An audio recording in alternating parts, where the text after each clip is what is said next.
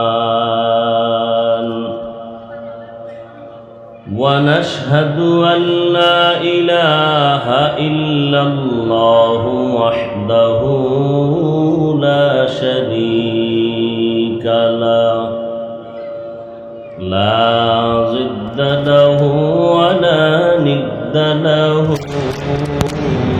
ولا مثل له ونشهد أن سيدنا وسندنا وحبيب ربنا وطبيبنا وطبيب قلوبنا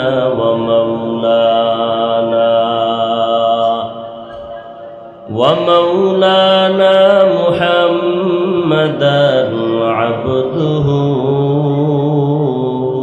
ورسوله أرسله بالحق بشيرا ونذيرا وداعيا إلى الله بإذنه وسراجا منيرا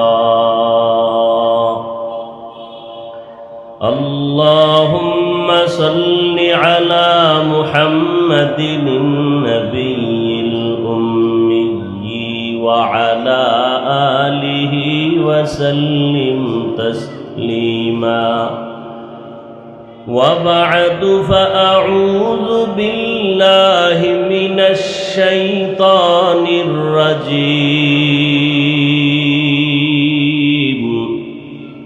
بسم الله الرحمن الرحيم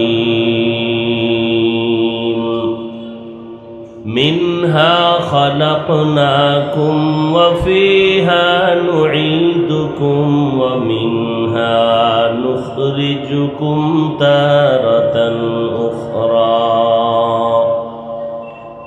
وقال النبي صلى الله عليه وآله وسلم إذا وزع الميت في قبره جاء القرآن عند رأسه والصلاة عن يمينه والصيام عن شماله وسائر الحسنات عند رجليه أو كما قال النبي عليه الصلاة والسلام صدق الله مولانا العظيم وصدق رسوله النبي الأمي الكريم ونحن على ذلك من الشاهدين والشاكرين والذاكرين والحمد لله رب العالمين سبحانك لا علم لنا إلا ما علمتنا إنك أنت العليم الحكيم رب اشرح لي صدري ويسر لي أمري واحلل عقدة من لساني يفقه قولي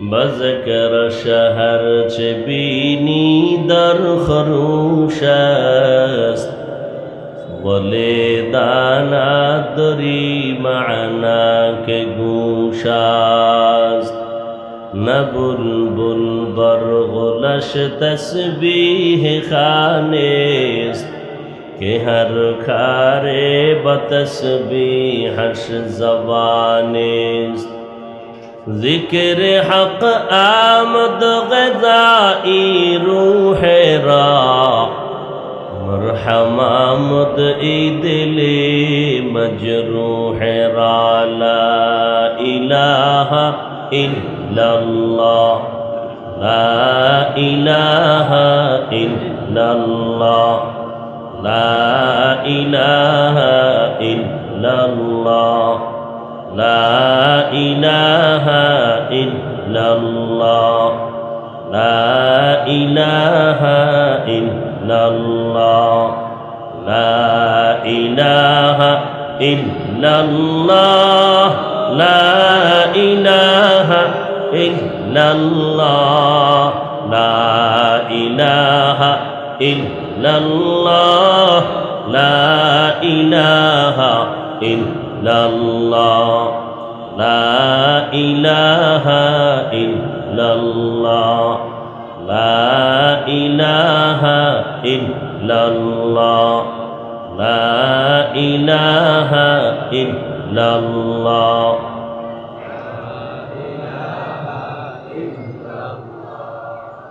লা ইলাহা ইল্লাল্লাহ মুহাম্মাদুর রাসূলুল্লাহ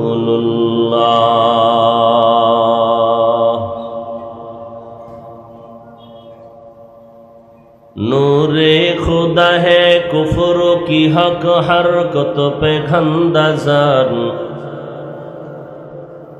नूरे खुदा है कुफर की हरकत पे खंदाज़ान फूकों से ये चिराग बुझाया न जाएगा फूकों से ये चिराग बुझाया न जाएगा मोमिन जो फिदा नक्श काफी पाए नबी हो मोमिन जो फिदा नक्श काफी पाए नबी हो ज़ीर कदम आज भी आलम का खजीना हो ज़ीर कदम आज भी आलम का खजीना गर सुन्नत नबवी की करे पैरवी उम्मत गर सुन्नत नबवी की करे पैरवी उम्मत तूफान से निकल जाएगा फिर इसका सफीना तूफान से निकल जाएगा फिर इसका सफीना आशिक हो बिरादर शहंशाह दो आलम आशिक हो बिरादर शहंशाह दो आलम मिश्को से ज़ियादा मुबारक जिसके पसीना मिश्को से ज़ियादा मुबारक जिसका पसीना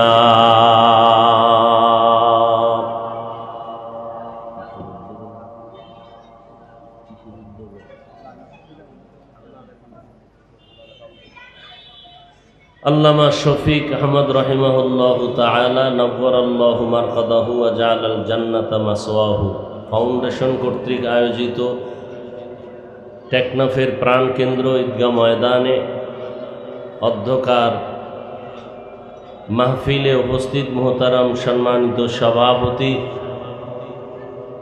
হযরত উলামায়ে কেরাম বিভিন্ন এলাকা থেকে আগত আল্লাহ পাকের আশিকিন জাকিরিন শাকিরিন মুহিব্বিন মুরব্বিয়ান এজম কলিজার টুকরা আমার সমবয়সী যুবক বন্ধুগণ স্নেহের ছোট ভাই পর্দার আড়ালে সম্মানিতা মা ও বোনেরা আল্লাহ পাক রব্বুল আলামিনের দরবারে লাখো কোটি শুকর ও সুজুদ যে মহান রব্বুল আলামিন এই ফিতনার যুগে প্রতিকূল আবহাওয়ার মধ্যে হাজারো লাখো মানুষের ভেতর থেকে বাছাই করে পৃথিবীর শ্রেষ্ঠ মজলিসে বেহেশতের বাগানে আমাদেরকে আসা বসার তৌফিক দান করেছেন নেয়ামতের শুকর আদায়ার্থে মহব্বতের সাথে সকলেই পড়ি আলহামদুলিল্লাহ দরুদ ও সালাম সৈয়দুল মুরসালিন রহমতুল লিল আলামিন শফিউল মুজনিবিন খাতামুন নবিয়্যিন সৈয়দুস সাকালাইন ইমামুল মুরসালিন শফিয়ে আযম रसूल अकरम, रहमत आलम, नबीउल अरब वल आजम, हबीब किबरिया, अशरफुल अंबिया, सय्यदुल अंबिया, शफीअ महशर, साक़ी कौसर, आका नामदार, मदीना का ताजदार,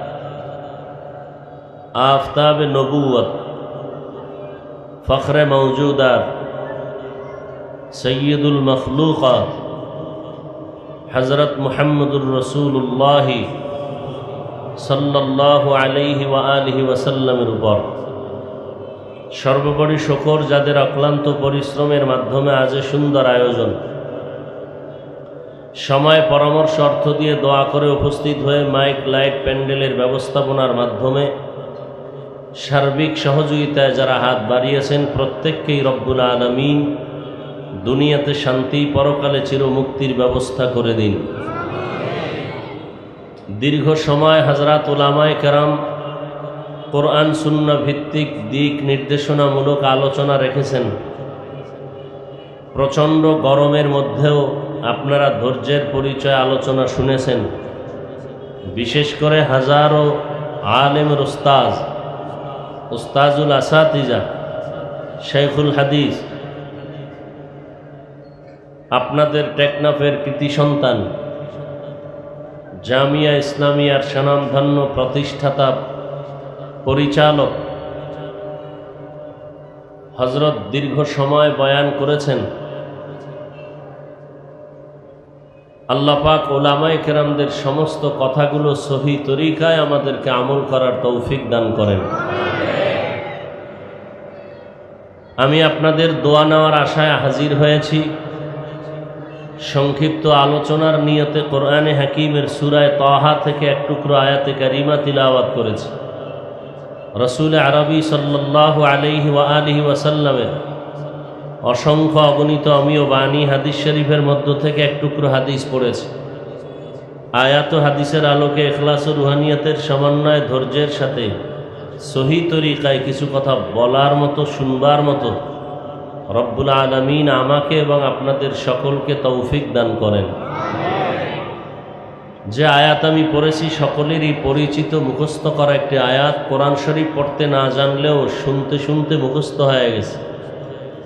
মিনহা খালাকনাকুম ওয়া ফিহা নুঈদুকুম ওয়া মিনহা নুখরিজুকুম তারাতান উখরা। এই আয়াত অনেকেই পারেন, শুনতে শুনতে মুখস্থ হয়ে গেছে। কি আলহামদুলিল্লাহ পারেন না সবাই? আয়াতটা খুব ছোট একটি আয়াত। কখন পড়ে জানেন আপনারা? কি খানার আগে না পড়ে? কখন পড়া হয়? মানুষের জীবনের শেষ বিদায়ের আওয়াজ। ছোট আয়াতে মনে হচ্ছে আল্লাহ সব কিছুই ঢুকায় রাখছেন। আল্লাহ বলেন, হে মানব জাতি, আমি তোমাদেরকে মাটির থেকে সৃষ্টি করেছি। অফিহা নুঈদুকুম, এবং আমি মাটির মধ্যেই নিয়ে যাব। অমিনহা নুখরিজুকুম তারাতান উখরা, পুনরায় আমি মাটির থেকে আমার আদালতে তোমাদেরকে হাজির করব। হাদিসে পাকে আল্লাহর রসুল বলেন, মাইয়েতকে কবরস্থ করে যখন সব চলে যায়, প্রশ্ন করার জন্য ফেরেশতারা আসেন। মাথার কিনারার থেকে আওয়াজ দেওয়া হয়, নিষেধ সূচক। বলা হয়, কে? বলে, আমি হলাম এ মাইয়েতের বন্ধু কোরআনুল করিম। ফেরেশতাদেরকে ডান দিক থেকে আওয়াজ দেওয়া হয়, কে? বলে, আমরা হলাম এ মাইয়েতের বন্ধু নামাজ। বাম দিক থেকে আওয়াজ দেওয়া হয়, বলে, মাইয়েতের বন্ধু আমরা রোজার আমল। পায়ের কিনারা থেকে আওয়াজ দেওয়া হয়, আমরা এই মাইয়েতের বন্ধু যাবতীয় নেক আমল, দস্তরখানের আমল, মেসওয়াকের আমল, যাবতীয় নেক আমল। আল্লাহ আয়াতের মধ্যে আল্লাহ পাক রব্বুল আলামিন তিনটা বাক্য আছে আয়াতে। মিনহা খালাকনাকুম একটা বাক্য, অফিহা নুঈদুকুম একটা বাক্য, ওয়ামিনহা নুখরিজুকুম তারাতান উখরা আর একটা বাক্য। মিনহা খলাকনাকুম শব্দের মধ্যে সৃষ্টি জগতের আলোচনা, অফিহা নুঈদুকুম শব্দের মধ্যে কবর জগতের আলোচনা, আলমে বারজাখ নিয়ে আলোচনা। ওয়ামিনহা নুখরিজুকুম তারাতান উখরা কিয়ামতের আলোচনা। আল্লাহ তৌফিক দিলে অনেক কিছুই সম্ভব, আল্লাহ তৌফিক না দিলে বান্দা কিছুই করতে পারে না, কোনোটাই সম্ভব না। আল্লাহ তৌফিক দিলে সবই কি সম্ভব, আর আল্লাহ তৌফিক যদি না দেন কিছুই সম্ভব না। বিশেষ করে নেক আমলের ক্ষেত্রে আল্লাহর তৌফিক বড় নেয়ামত, বড় নেয়ামত। আজকের এই প্রোগ্রামের প্রচারণা চলতেছিল কয়েকদিন ধরে, অনেকেই শুনেছেন, জেনেছেন, আসার নিয়ত করেছেন, জরুরি কোনো কারণে হয়তোবা আসতে পারেননি। দোয়া করি আল্লাহ পাক আসার বসার যে বরকত, জরুরি কারণে না আসতে পারলেও আল্লাহ সে বরকত তাকে দান করেন। আবার একদল আসছেন কিন্তু কপাল খারাপ, প্যান্ডেলে ঢুকতে পারেননি, বয়ান শোনার ভাগ্য হয়নি, দোকানে আড্ডা গল্প গুজবে গুনাহে লিপ্ত হয়ে আছেন। আছে না নাই? আবার একদল প্যান্ডেলে আসছেন ঠিকই, কিন্তু ভাগ্যটা মনে হচ্ছে খারাপ, কারণ বয়ানের দিকে মনোবিনিবেশ না হইয়া জীবন ধ্বংসের এক ফান্ড, এক মূল ফ্যাক্টরি মোবাইল নিয়ে ব্যস্ত হয়ে আছেন। মোবাইলের দিকে এতটা মনোনিবেশ হয়ে আছেন যে বয়ান কি হচ্ছে না হচ্ছে ওদিকে কোনো খেয়াল নেই। দোয়া করি আল্লাহ তাদেরকেও হেদায়াতের দৌলত দান করেন। আর একদল প্যান্ডেলে বসছেন, বয়ানও শুনবেন, অগ্রিম দোয়া করি তাদের জন্য। আমার দোয়া কবুল না হলেও এই প্যান্ডেলের মধ্যে বহু আল্লাহ পাকের আশেক বান্দা আছেন যার আমিন কবুল হয়ে যাবে ইনশাআল্লাহ। আর একজনের আমিন কবুল হবে তো আল্লাহ এর বরকতে সবাইকেই কবুল করে নেবেন, আল্লাহ কবুল করেন। তো আমি যেটা বলতে চাইতেছি, প্যান্ডেলে বসছেন ঠিকই, বয়ানও শুনবেন, কিন্তু শেষ দোয়া না করে অনেকেই চলে যাবে। অথচ বয়ান 4 ঘন্টা 5 ঘন্টা দিন দিন যাই হোক, এর মূল বরকত হলো দোয়ার মধ্যে। কিসের ভেতরে? আপনার আব্বা আম্মার জন্য এতগুলো মানুষ কোনোদিন জমাও করতে পারবেন না, দোয়াও করতে পারবেন না, কি ঠিক নেই? হ্যাঁ, বলতে পারেন অনেক বড় লোকেরা, যেমন যমুনা গ্রুপের মালিক মরে গেছে, তার বাবা স্মরণে সন্তানেরা উট দুম্বা গরু মহিষ জবাই দিয়া বিশাল প্যান্ডেল করবে, অনেক লোক জমা হবে। তো দুর্ভাগ্য, যাদের দোয়া কবুল হবে বলে আশাবাদী, এদেরকে দাওয়াত দিবে না। প্যান্ডেলে কারা থাকবে? সুদখোর, ঘুষখোর, বেনামাজি, বেপর্দাওয়ালা, যাদের দোয়ার কবুলের কোনো গ্যারান্টি নেই। এরপরে এরা খাইয়া যা বাঁচবে এগুলো গরিবদের দিবে। আমাদের সমাজে তো এগুলোই হয়, কিন্তু এখানে যে প্যান্ডেলের দিকে আপনারা আল্লাহর মুহাব্বতের নজর দিয়ে দেখেন তো, সব আল্লাহর প্রিয় বান্দা, আল্লাহর রসুলের প্রিয় উম্মতরা বসে আছেন। আল্লাহ এদের আমিন খালি ফিরাবেন না। আল্লাহ আমাদের এই বসাকে শেষ দোয়ায় উপস্থিত হয়ে দোয়া করে যাওয়ার মতো তৌফিক দান করেন। মা বাবার জন্য দোয়ার দরকার আছে না নাই? আহা, মা বাবার দোয়া ছাড়াই চেয়ারে বসতে পারি নাই। মা বাবার চোখের পানি আর দোয়া ছাড়া আপনি টাকাওয়ালা হতে পারেননি, যত বাহাদুরি করেন। মা বাবার চোখের পানি আর দোয়া ছাড়া আপনি বাড়ির মালিক হতে পারেননি। ওই মা বাবার দোয়া কতটা দরকার। আজকে যার মা নাই তার দোয়ার দরজা একটা বন্ধ, যার আব্বা নাই তার দোয়ার দরজা দুটোটাই বন্ধ। কথা ঠিক? আর যার মা বাবা বেঁচে আছে তার শক্তি, বিছানায় পড়ে আছে মা বাপ, তারপরও কলবের একটা শক্তি যে আমার মা বাপ বেঁচে আছে।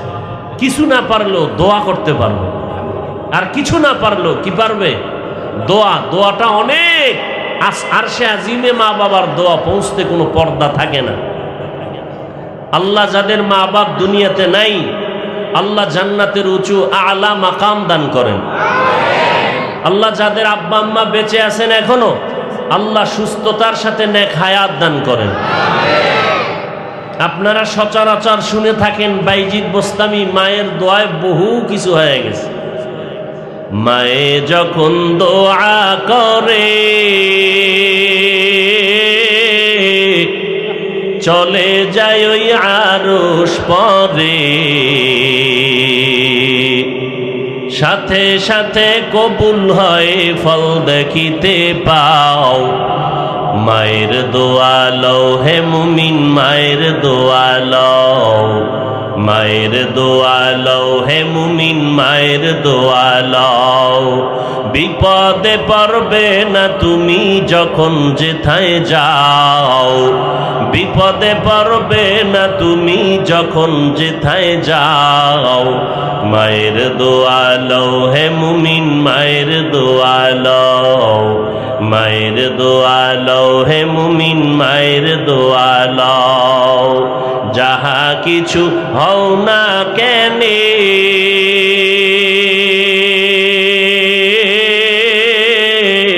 কিছুই না মায়ের দোয়া বিনে। বাস্তবে না বুঝা মনে কইরো না যে ফাও, বাস্তবে না বুঝা মনে কইরো না যে ফাও। মায়ের দোয়া লও হে মুমিন, মায়ের দোয়া লও, মায়ের দোয়া লও হে মুমিন, মায়ের দোয়া লও। নিজে নিজে মনে করো টাকায় আমি হইলাম বড়, যার কারণে মৃত্যু মুখে বেঈমান হয়ে যাও, যার কারণে মৃত্যু মুখে বেঈমান হয়ে যাও। মায়ের দোয়া লও হে মুমিন, মায়ের দোয়া লও, মায়ের দোয়া লও হে মুমিন, মায়ের দোয়া লও। বিপদে পড়বে না তুমি যখন যেথায় যাও, বিপদে পড়বে না তুমি যখন যেথায় যাও। মায়ের দোয়া লও হে মুমিন, মায়ের দোয়া লও, মায়ের দোয়া লও হে মুমিন, মায়ের দোয়া লও। একটি গেলাস পানির ফলে বাইজিদের কোলে তুলে, হাত তুলে মা বলে বাইজিদকে ওলি বানাও, হাত তুলে মা বলে বাইজিদকে ওলি বানাও। মায়ের দোয়া লও হে মুমিন, মায়ের দোয়া লও, মায়ের দোয়া লও হে মুমিন, মায়ের দোয়া লও। বিপদে পড়বে না তুমি যখন যেথায় যাও, বিপদে পড়বে না তুমি যখন যেথায় যাও। মায়ের দোয়া লও হে মুমিন, মায়ের দোয়া লও। যার কারণে বাইজিদেরই নাম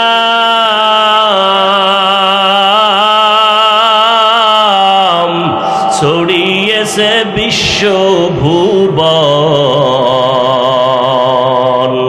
ছোট্ট শিশু বাইজিদেরই মতো সবাই হও, ছোট্ট শিশু বাইজিদেরই মতো সবাই হও।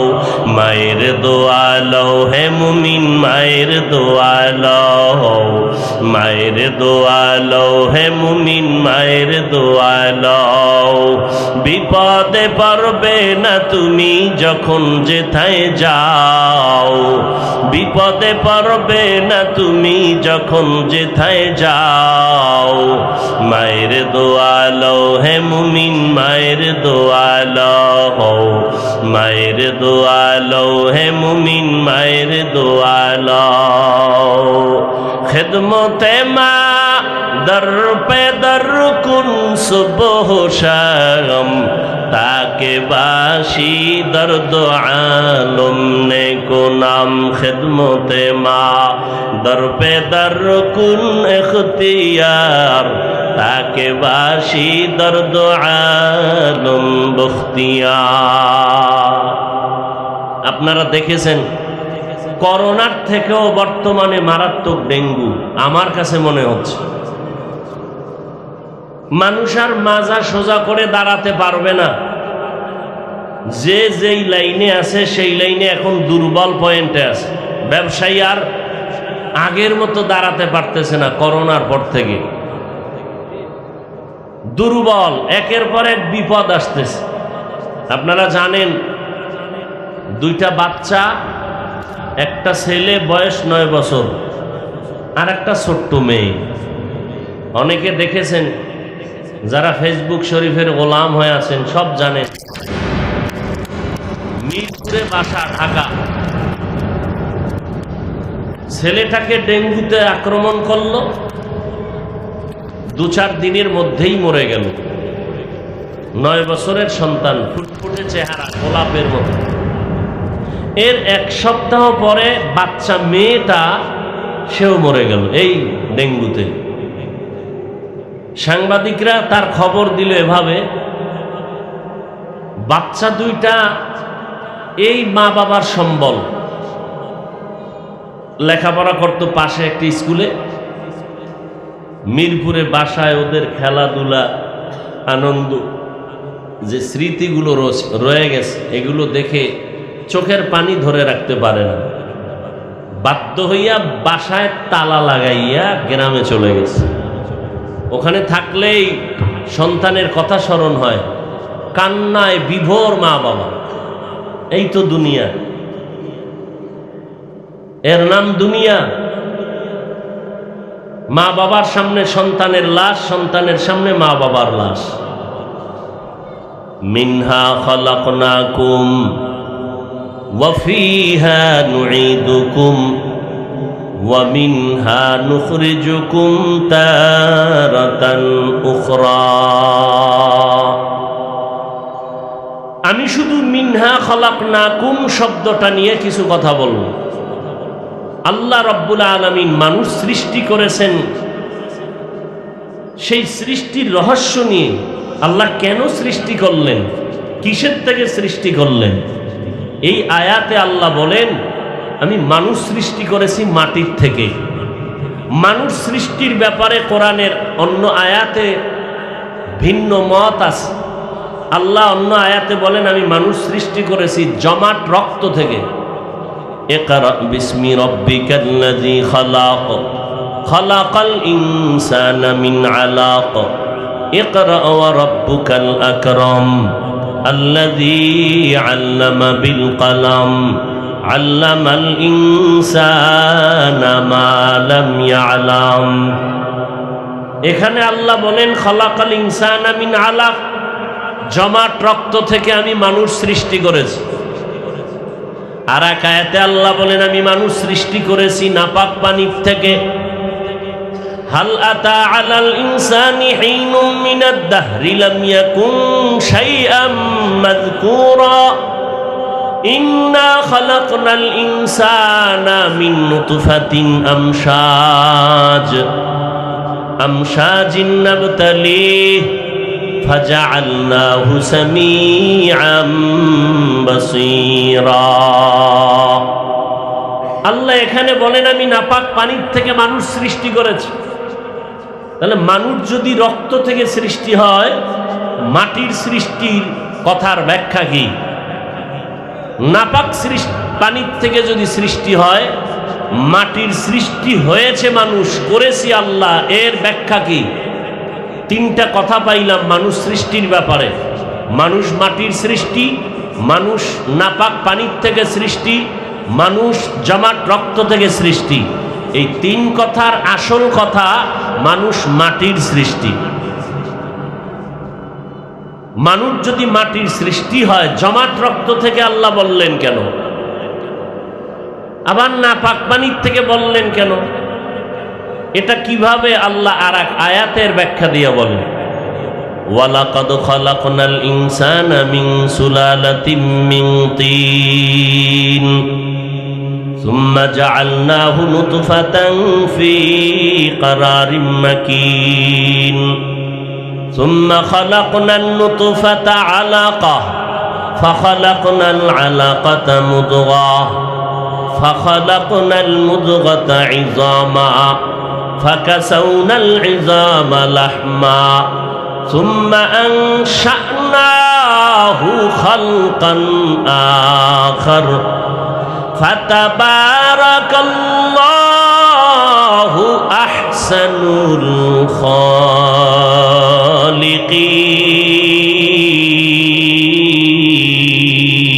খালিকিন। আল্লাহ তাআলা বলেন, আমি মানুষকে মাটির থেকে সৃষ্টি করলাম, শক্ত মাটি।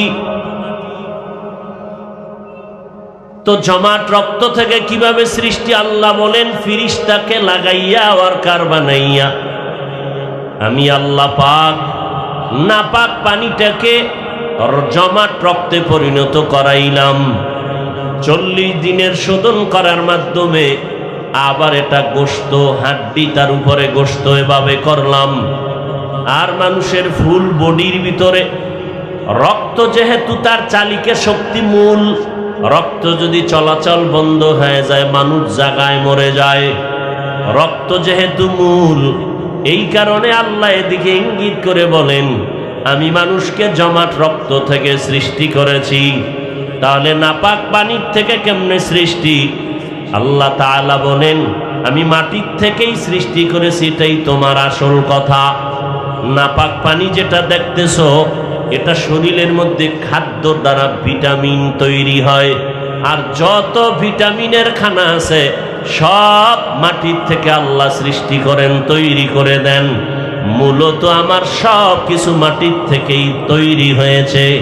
আল্লাহ তাআলা রব্বুল আলামিন বলেন, আমি আদমকে ডাইরেক্ট মাটির থেকে সৃষ্টি করেছি, আর তার সন্তানগুলো আমি মাটির থেকেই সৃষ্টি করেছি।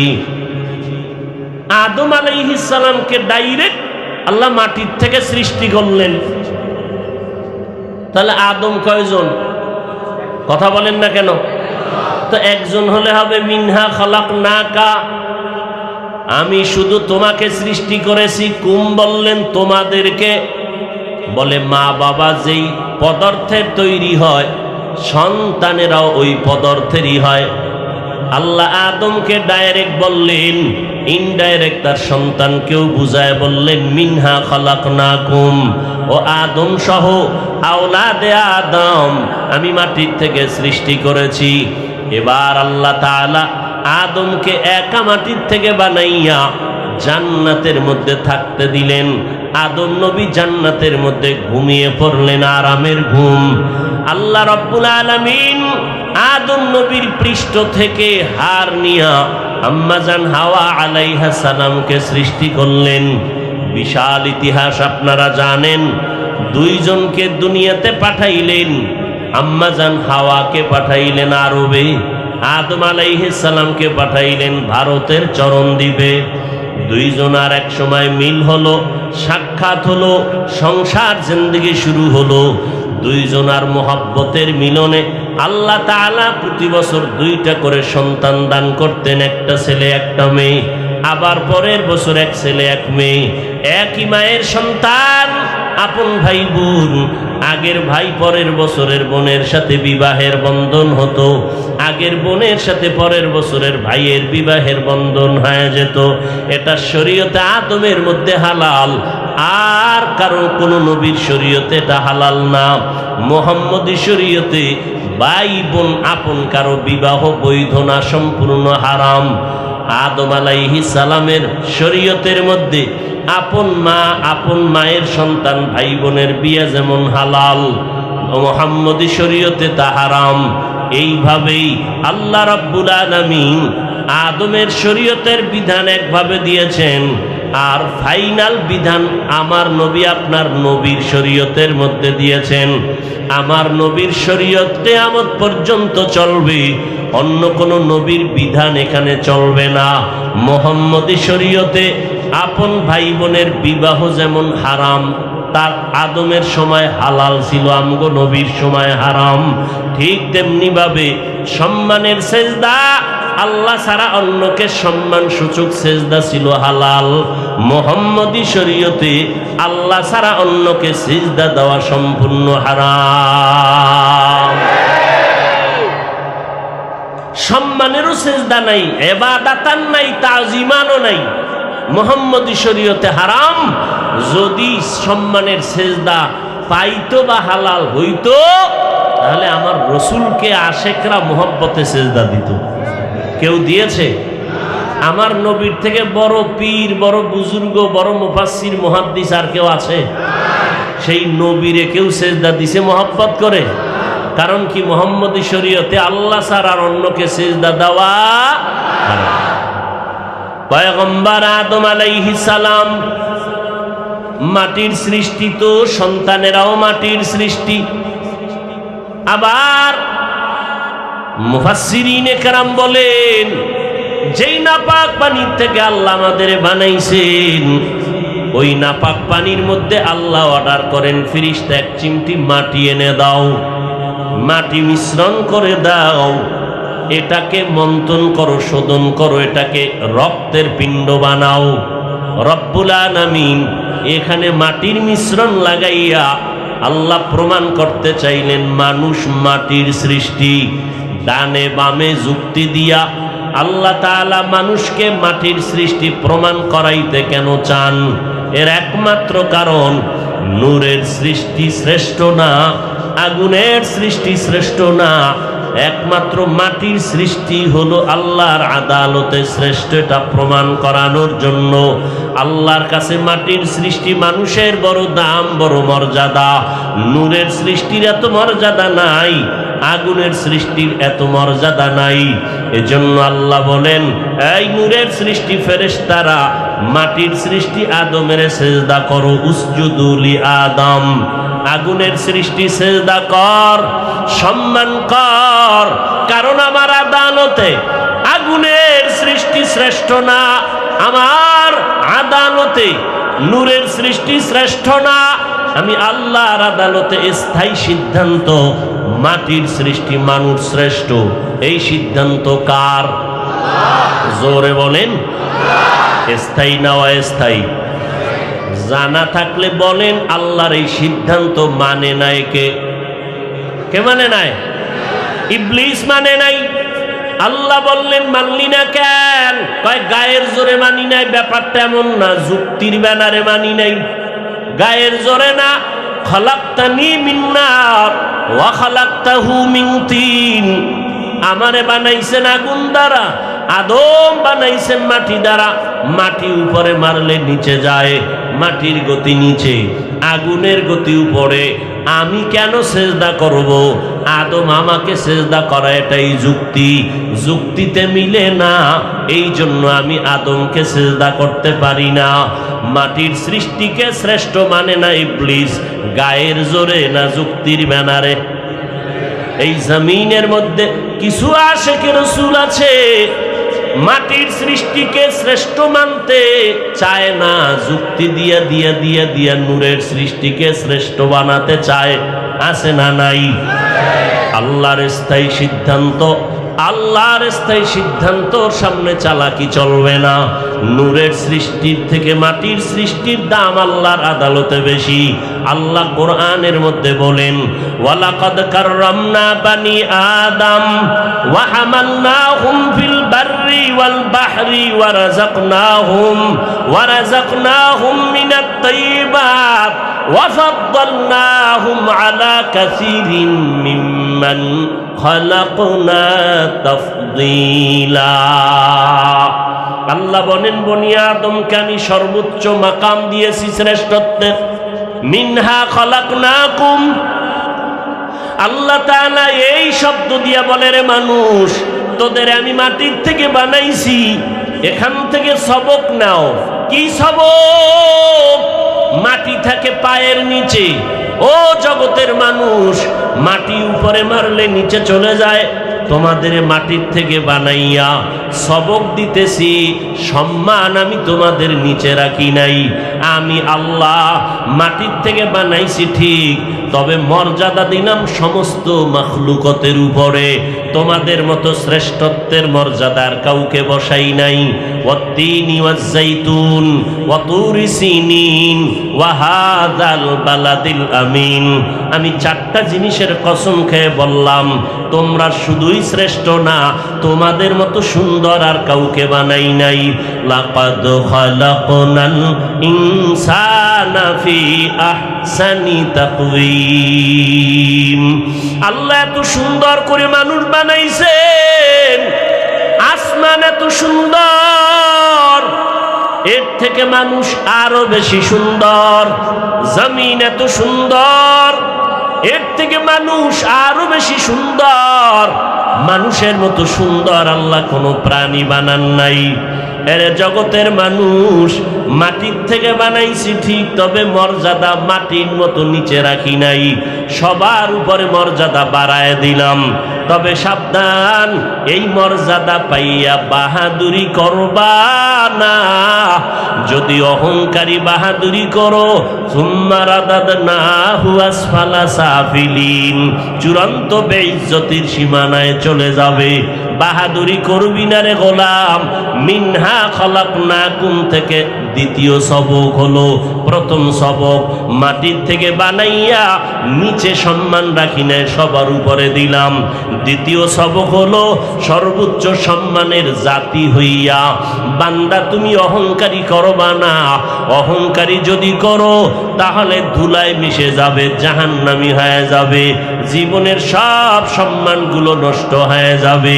ভাব দেখাইয়া নমরুদ টিকতে পারে নাই, ফেরাউন টিকতে পারে নাই, সাদ্দাদও টিকতে পারে নাই, কারুন টিকতে পারে নাই। তুমিও কোনোদিন সম্মানের জায়গায় থাকতে পারবা না। অহংকারী ভাব বন্ধ করে মাটির দিয়ে তাকায় দেখ, মাটির মধ্যে একটা গুণ আছে, নরম ভাব। মাটির উপরে এত জুলুম করা হয়, মাটি কারো সাথে বেয়াদবি করে না। এক জমিনের 13 বার জাল দলিল দিয়া বিক্রি করে, এরকম দালাল আছে না নাই? মাটির সাথে এত বেয়াদবি করো, মাটি কাউকে ধরে না, ধরলে তো জায়গায় শেষ হয়ে যায়। ওই কয়েক মাস আগে, বছরের উপরে হবে না, ওই শরীয়তপুর জেলা এর একটা থানা আছে, নড়িয়া থানা, পুরা গ্রাম শুদ্ধা পানির মধ্যে চলে গেল, ধসে গেল। এরকম আল্লাহ পাক মাঝে মাঝে ভূমিকম্প দেয়। আল্লাহ তাআলা যদি কক্সবাজারের সাগরের অনুমতি দেয়, হুকুম দেয় যে টেকনাফ থানাটারে পানির তলে নিয়ে যাও, 1 সেকেন্ডের বেশি লাগবে না। আল্লাহ কয়, বান্দা তাকায় দেখ, মাটির মধ্যে দাঁড়াইয়া কত অন্যায় করলি, নাচ মেয়েদের নিয়ে উলঙ্গ নাচ গান করলি মাটির উপরে, মাটি কিছুই বলে না। এই মাটির উপরে দাঁড়াইয়া মদের বোতল নিয়া মাতলামি করেছ, মাটি তোরে যদি চাইতো মাটির তলে নিয়ে যাইতে পারতো, মাটি নেয় না। এত অন্যায় করার পর মাটি তোমার সাথে কোনো খারাপ আচরণ করে না। মিনহা খলাকনাকুম, এখান থেকে সবক নাও। মাটি যেমন নরম, তুমি মাটির সৃষ্টি মানুষ, তুমিও নরম হইয়া চলো। মান তাওয়াজা লিল্লাহ রাফাআহুল্লাহ। মাটি যদি নরম না হইতো তাহলে এত ফলের গাছ এই জমিনে হইতো না। জমিনের মধ্যে যেই জায়গাটা নরম, ওই জায়গায় ফসল ভালো হয়, ঠিক নি? জমিনে সর সম্বল বর নয়ারত, বরু তখমে আমল জয়ে মে গরদা। জমিন যেইটা নরম, ওখানে ফসল বেশি হয়, ফসল বড় ভালো হয়। যেই মানুষ নরম হইয়া চলবি, ওই মানুষের মর্যাদা আমি সবার উপর উঠায় দিব। এরে মাটির মানুষ, মাটির মতো নরম হইয়া চলো। গরম গরম ভাব দেখাইও না। মানুষ কেন গরম ভাব দেখায়? কয় গরম জিনিস ভিতরে আছে, এই জন্য গরম ভাব। কয় কি আছে? কয় টাকা। টাকার গরমে গরম গরম ভাব। বলে আর একজনের টাকা নাই, সেও দি গরম ভাব দেখায়। কি বুঝি? কয় তার কাছে ক্ষমতার গরম, এই জন্য গরম গরম ভাব দেখায়। কারুন টাকার গরমে ভাব দেখাইয়া মুসা নবীর সাথে বেয়াদবি করে ফেললো। আবারও দিক দিয়া মুসা নবীর সাথে বেয়াদবি করে ফেললো। নমরুদ বেয়াদবি করলো ক্ষমতার গরম দেখায়া ইব্রাহিম নবীর সাথে। আর একজনের টাকা নাই, ক্ষমতাও নাই, সে দেখি আবার গরম গরম ভাব দেখায়। সালাম দিলেও দেয় না, দেয়ও না। কি ভাব, কি ভিতরে পুঁজি আছে গরম? কয় আছে। কয় কি? কয় এলেম বেশি, এলেমের গরম। আমার মতো বড় বক্তা কেউ নাই, আমার মতো বড় মুহাদ্দিস কেউ নাই, আমার মতো বড় মুফতি কেউ নাই। আল্লাহ কয় তুমি এলেমের গরম দেখাও, আমি অনেক কিছু জানি, অনেক কিছু জানি, অনেক কিছু জানি। আল্লাহ কয় কোরআনের দরজার মধ্যে আমি কয়েকটা অক্ষর দিয়ে তোর অহংকার জবাই দিয়া দিলাম, আলিফ লাম মিম।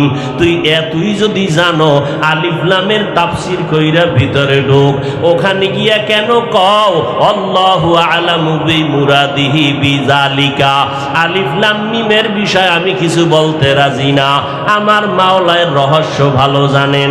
আল্লাহ কয় এতই কিছু জানো, কোরআনের দরজায় তোরে মাথা নত করে দিলাম, যদি নত হইয়া ঢুকো তো কোরআন থেকে বরকত পাবি।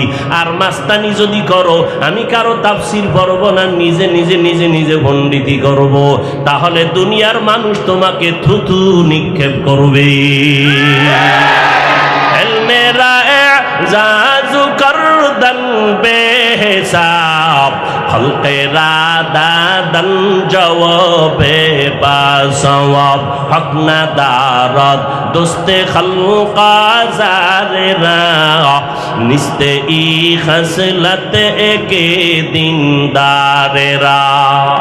এলেমের গরম দেখাইও না। যত বড় খতিব দাবি করি না কেন, এই বাংলাদেশের মানুষ খতিবে আজম সিদ্দিক আহমদ রহমতুল্লাহ আলাইহি এর মতো বড় দামি হওয়া যাবে না। ও আল্লাহর গোলাম, নারীরা পুরুষ পুরুষ ভাব দেখায়, আছে না নাই? শহরে বাজারে দেখো নারীদের ঢল, পর্দাবিহীন তারা করে ঝলমল। অন্যকে তার দিকে আশেক বানায়, অন্যকে তার দিকে আশেক বানায়। দেশটায় আজি ধ্বংস নারীর বেপরদায়, সবার মুখে একই আওয়াজ হ্যায় হ্যায় হায়। নারীরা ভাব দেখায় কি হতে চায়? পুরুষ। কিয়ামত পর্যন্ত যদি দেশের সব পিসাবরাও দোয়া করে জীবনে পুরুষ হইব, লঙ্গি ফললে পুরুষ হয়ে যাইব, জীবনে বড় অসম্ভব। কিয়ামত পর্যন্ত যদি কান্না করো আমারে পুরুষ বানাও, দুনিয়ার সব অলংকার যদি লাগাও, সব সিস্টেম যদি করো, তারপরও পুরুষ হওয়া সম্ভব হবে না। এরে নবীর উম্মতের দল, যত মুহাদ্দিস হইয়া বড় বড় দাবি করো, শাহ ওলিউল্লাহ মুহাদ্দিসের সমতুল্য হওয়া যাবে না। অথচ তাদের হালাত কেমন? এরে নবীর আশিক, আজকে পায়ে ধরে ধরে বয়ান করি, অহংকার না বুঝাবার জন্য বলি। আমাকে যদি হিন্দুদের মন্দিরে বয়ান করার অনুমতি দিত, দৈনিক 1 ঘন্টা বয়ান করতাম মাত্র 6 মাস, ইনশাআল্লাহ সমস্ত হিন্দুরা পয়গম্বর মদিনাওয়ালার আশিক হয়ে যাইত। যদি আমাকে খ্রিস্টানদের গির্জায় পাঠাইতো, বয়ান যদি করতাম, ইনশাআল্লাহ ওরা মদিনার আশিক হয়ে যাইত।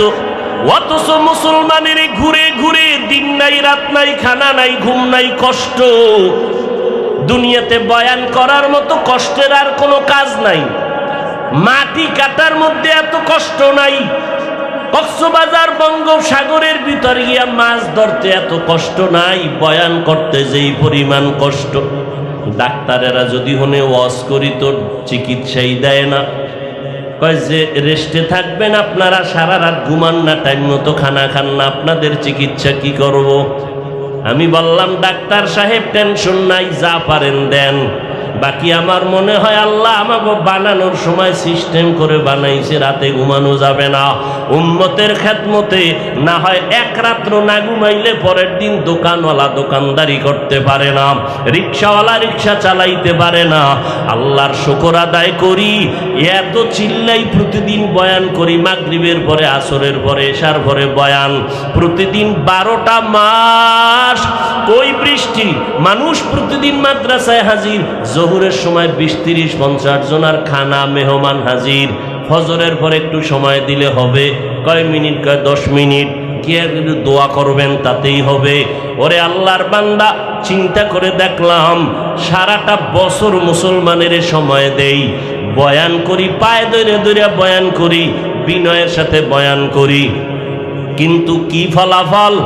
মোনাজাতটা দিয়া প্যান্ডেল থেকে রাস্তায় বের হইতে না হইতে দেখি আল্লাহর বান্দারা বিড়ি মুখে নিয়ে বাড়ি যায়। বিড়ি খোরাছে না নাই? ওয়াজের আগেও বিড়ি, মোনাজাতের পরেও বিড়ি। মোনাজাতে কি বিড়ি চাইছেনি? আফসোস।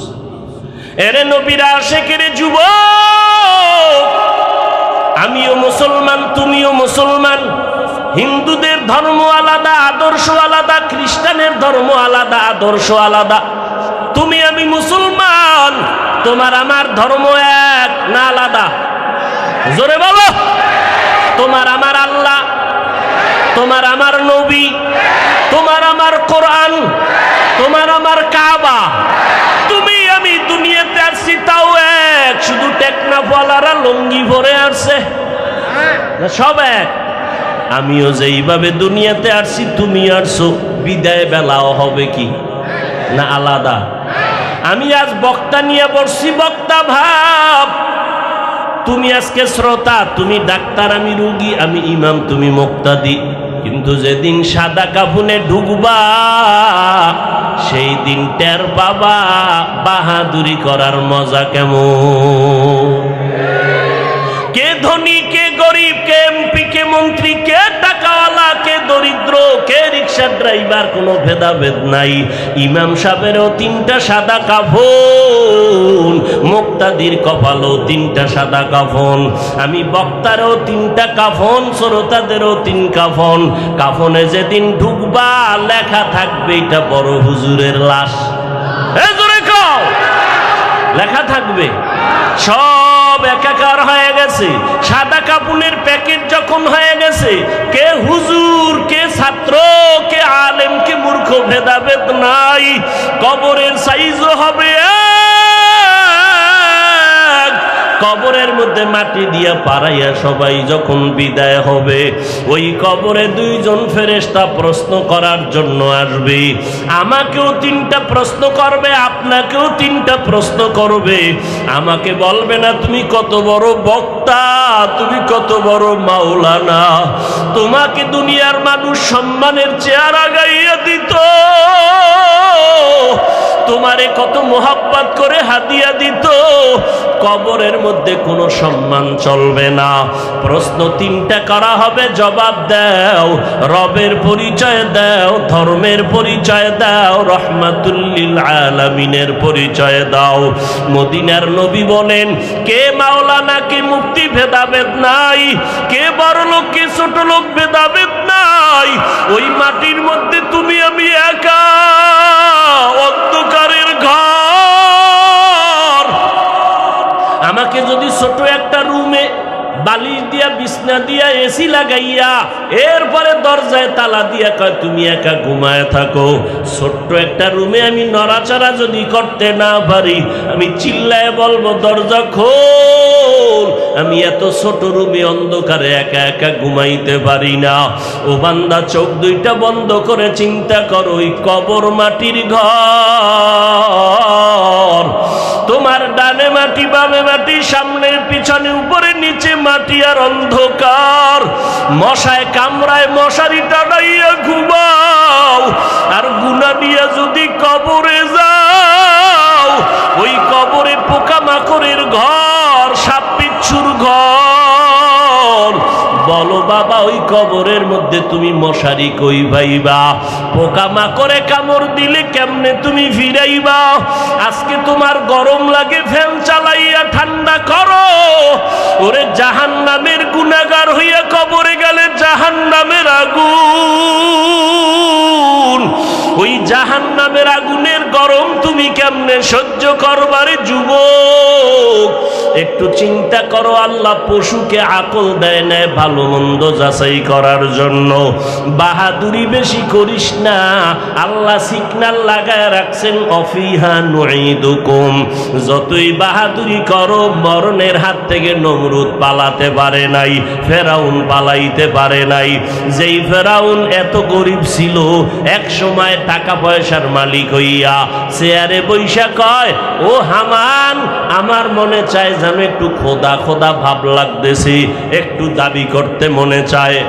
হামান বলে করো। ফেরাউন বলে, আমি শুধু খোদা দাবি করব না, আনা রব্বুকুমুল আলা, আমি সবার থেকে বড় খোদা দাবি করলাম। আল্লাহ তাআলা ওই ফেরাউনের খোদাই খাহেশ লোহিত সাগরের পানিতে চুবাইয়া ধ্বংস করে দিলেন। এরে আল্লাহর বান্দারা, এই করোনার ভিতরে তাকায় দেখো, গোটা দুনিয়াতে স্তব্ধ হয়ে গেল। যারা নিজেদের খোদা খোদা ভাব নিয়ে চেয়ারে বসছিল, তারাও মাথা নত করে বলে, আসমানওয়ালার ক্ষমতা ছাড়া জমিনে কোনো পাওয়ার নাই। এরে আল্লাহর বান্দা, নবী বলেন, ওই কবরে প্রশ্ন তিনটা হবে, আর কোনো কথা হবে না।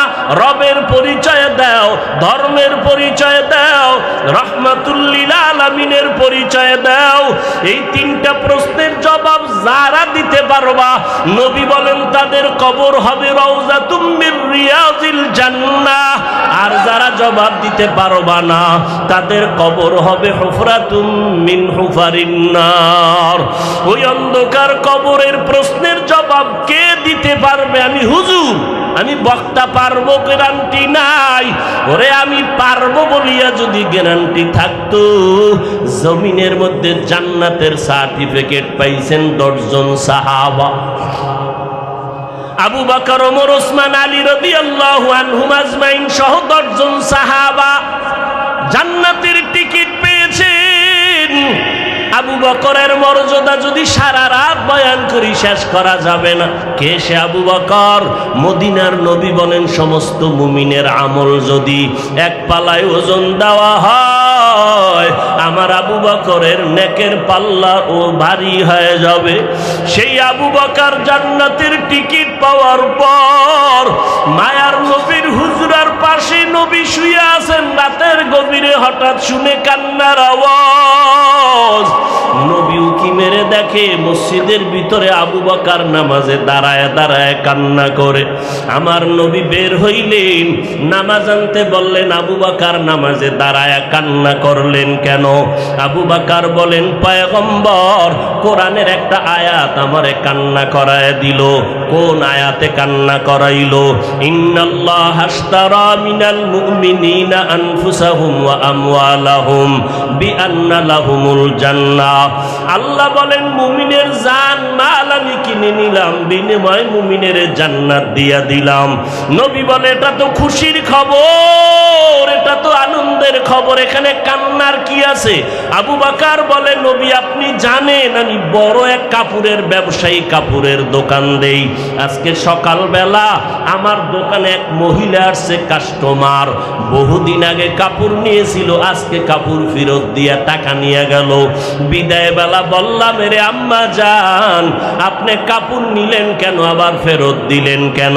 মহিলা একটা আওয়াজ দিয়া চলে গেল, ও আবু বকর, তোমার দোকানের মাল কাপড় আমার পছন্দ হয় নাই। এতটুকু বলে মহিলা চলে গেল। ও নবী, আমি পেরেশান হয়ে গেলাম। আরে হাসরের ময়দান যেদিন কায়েম হয়ে যাবে, আপনি হাসরের ময়দানের ভয়াবহতার বয়ান করেছেন। মানুষগুলো সব উলঙ্গ দাঁড়াবে, ওদিকে সূর্যের গরম, ওদিকে জাহান্নামের আওয়াজ, আবার আমার মাওলা পাকের কুদরতি কাহারিয়াতের আওয়াজ। ওই সময় নবীরা পর্যন্ত নাফসি নাফসি বলে কাঁদবেন, উম্মতের কথা ভুলিয়া যাবেন। মুসা নবী উম্মতকে ভুলে কাঁদবেন, আল্লাহ আমাকে বাঁচাও। ঈসা নবী কাঁদবেন, আমার উম্মতকে ভুলিয়া বলবে, আল্লাহ আমাকে বাঁচাও।